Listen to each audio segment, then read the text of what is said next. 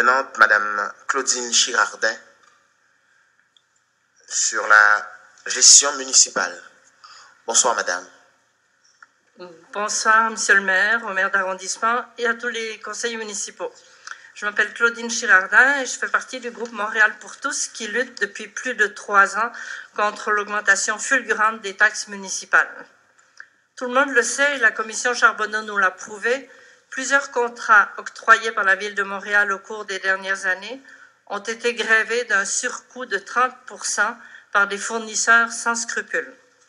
À titre d'exemple, au PTI, avec 1 milliard d'investissements par année en moyenne, sur 10 ans, on parle de 3 milliards détournés grosso modo. Pour parer à ce phénomène, Maître Denis Galland, inspecteur général de la Ville de Montréal, a été nommé pour travailler de concert avec la commission d'examen des contrats afin de prévenir d'autres abus futurs. Leur travail va certainement porter des fruits. Vous me corrigerez si je me trompe, mais j'ai compris que le mandat de Maître Galland porte essentiellement sur les nouveaux contrats à attribuer. Monsieur le maire, vous avez officiellement déclaré votre désir de récupérer les sommes volées qui, à toute fin pratique, appartiennent en grande partie aux payeurs de taxes que nous représentons. Comme citoyens montréalais, nous insistons pour que cet exercice ne soit pas un gain pour les avocats, mais une victoire pour les citoyens. Madame Girardin, je vais vous demander... J'ai la question. Allez-y à la question. J'y arrivais justement. Comment pensez-vous atteindre ce but sans s'enfarger dans des détails juridiques plus coûteux que le résultat escompté? Et quand estimez-vous pouvoir récupérer ces sommes? Monsieur le maire. Merci beaucoup pour votre question.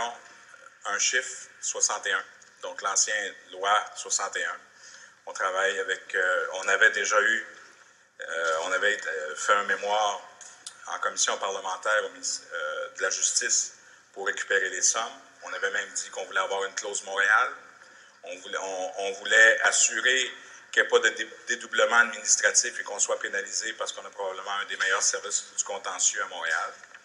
Et bon, cet exercice-là va être repris. J'ai parlé avec le ministre Moreau à ce sujet. On devra travailler avec Mme Vallée, la nouvelle ministre de la Justice. Mais c'est sûr qu'on a besoin d'un processus législatif. Déjà, nous, à notre niveau, il y a quand même des choses qu'on peut faire, mais si on veut vraiment avoir cet impact, il faut qu'on reprenne cette loi-là puis qu'on puisse déterminer par voie législative comment on est en mesure de s'assurer justement qu'on ne tombe pas dans les dédales d'avocats. Alors, c'est une étape obligée et on travaille en collaboration avec le nouveau gouvernement du Québec. Question complémentaire, Mme Girardin.